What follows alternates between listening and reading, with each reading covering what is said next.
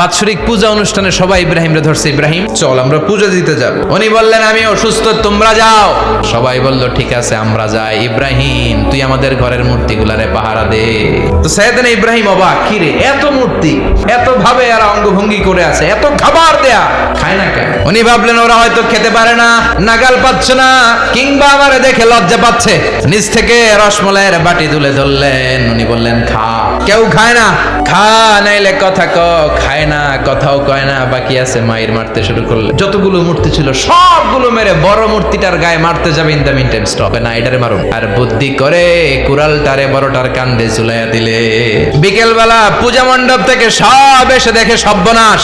ইব্রাহিম সর্বনাশ কে করছে? আমি করি নাই।